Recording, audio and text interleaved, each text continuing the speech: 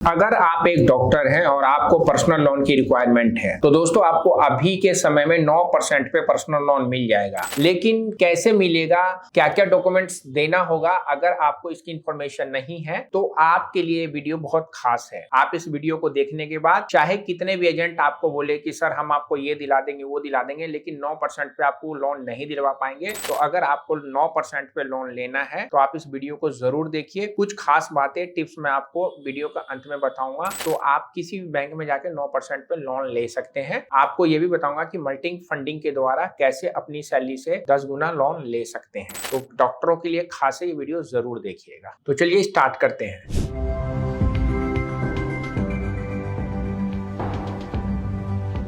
दोस्तों आप लोगों को जानकर ये बहुत खुशी होगी कि डॉक्टरों के लिए बैंक में एक अलग ही सेगमेंट होता है लोन देने का, और बैंक और वित्तीय संस्थाएं आप लोगों को लोन देने के लिए हमेशा तत्पर तैयार रहती हैं। खासकर आपने जो बैंकों के नाम सुने होंगे, HDFC बैंक हो गया, कोटक बैंक हो गया, ICICI बैंक हो गया और स्टेट बैंक ऑफ इंडिया हो गया, यह सारे बैंक आपको लोन देने के लिए हमेशा तत्पर तैयार रहते हैं। और इनका लोन जो होता है डॉक्टर के लिए स्पेशल रेट होता है। जब वो लोग लोन अप्लाई करते हैं तो उनको स्पेशल रेट पे ही लोन मिलता है। जैसा कि मैंने आप लोगों को 9% का रेट ऑफ इंटरेस्ट पे जो लोन का बताया है, अभी आप लोगों को पता है कि रेपो रेट कम होने की वजह से बहुत सारे बैंकों ने अपने ROI में कमी कर दी है। स्टेट बैंक ऑफ इंडिया हो, HDFC बैंक हो, ICICI बैंक हो, कोटक बैंक हो, सभी ने अपनी अपनी रेट ऑफ इंटरेस्ट में कमी कर दी है। अगर अभी आप लोगों ने महंगे रेट ऑफ इंटरेस्ट पे लोन ले रखा है तो उसको अगर कम करवाना है तो आप लोगों के लिए बैलेंस ट्रांसफर BT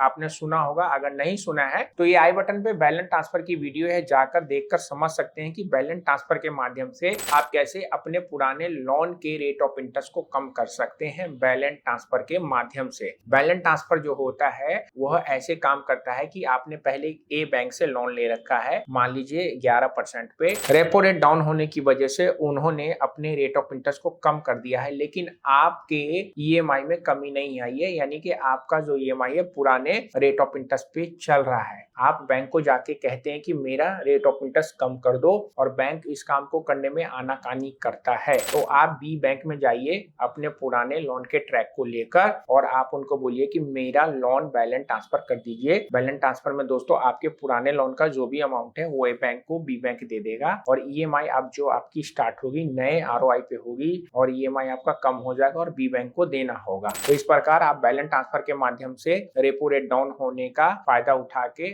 ROI को कम कर सकते हैं। जैसा कि मैंने आपको बताया कि स्पेशल रेट डॉक्टर्स को बैंक देने के लिए हमेशा तत्पर तैयार रहते हैं। सब डिपेंड करता है आपका प्रोफाइल कैसा है। जी हाँ दोस्तों, एक आप बहुत पुराने डॉक्टर हैं, बहुत पुरानी प्रैक्टिस चल रही है, आप जो सैलरी पा रहे हैं वो एक अच्छी सैलरी पैकेज में है, आपका डेजिग्नेशन अच्छा हो गया है, और अब आपके ऊपर लोन की जो EMI है उसका बर्डन कम है, और आपका पुराना लोन सही से चुकता हो चुका है, तो आपको 9% तक रेट ऑफ इंटरेस्ट पे लोन मिल जाएगा। आप अगर बैंक में जाके अपने प्रोफाइल को दिखा के बार्गेनिंग करते हैं तो सारी बात का एक ही बात है कि आपकी इनकम और आपका सिबिल स्कोर और आपकी स्टेबिलिटी, यानी कि जिस भी हॉस्पिटल में काम करते हैं वहां पे कितने दिनों से काम कर रहे हैं, आपका सिबिल स्कोर कितना अच्छा है और आपका एक्सपीरियंस कितना पुराना हो चुका है, यह सारी चीजें कम रेट ऑफ इंटरेस्ट पे यानी कि 9% तक ROI पे आपको लोन दिलाने में मदद करता है। आपको पता है कि आप डॉक्टर्स जो होते हैं, आपको लोन दिलाने में जो भी एजेंट काम करते हैं, जो बैंक आपको लोन देता है, वो आपके सिबिल पे, आपके सैलरी यानी कि आपके इनकम पे आपको लोन कम से कम रेट ऑफ इंटरेस्ट पे दिलवा देता है।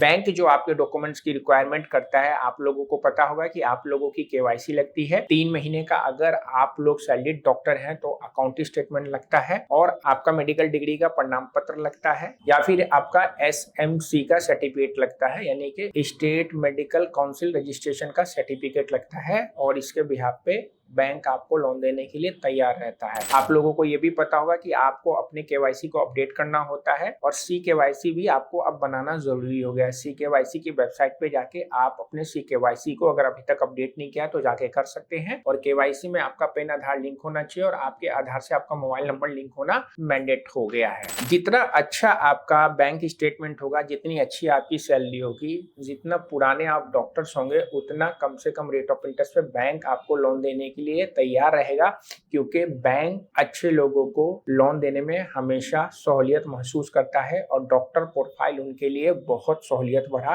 प्रोफाइल होता है। तो दोस्तों, आपको अगर अच्छी डील चाहिए तो सभी बैंकों की वेबसाइट पे जाके आप कंपेयर कर सकते हैं उनके रेट ऑफ इंटरेस्ट को लेकर। और अगर आपको घर बैठे अच्छी डील चाहिए जिसमें आपका प्रोसेसिंग फीस ना लगे, घर बैठे कम से कम रेट ऑफ इंटरेस्ट पे लोन मिल जाए, उसके लिए आपको क्या करना है, ये जो व्हाट्सएप नंबर आ रहा है हमारी टीम से बात करिए, वो आपको सजेस्ट करेंगे कि कैसे आपको कम से कम रेट ऑफ इंटरेस्ट पे लोन मिल सकता है। आशा करता हूँ इस वीडियो में जो आप लोगों को बताया गया कि आप डॉक्टर्स हैं तो कैसे कम से कम रेट ऑफ इंटरेस्ट पे लोन ले सकते हैं 9% तक में, तो बात आपको समझ में आ गई। चैनल पे नए सब्सक्राइब करिए और फेसबुक पे इस वीडियो को देख रहे तो फॉलो करना नहीं भूलिएगा। मिलते हैं नेक्स्ट वीडियो में। सेहत का ख्याल रखिए।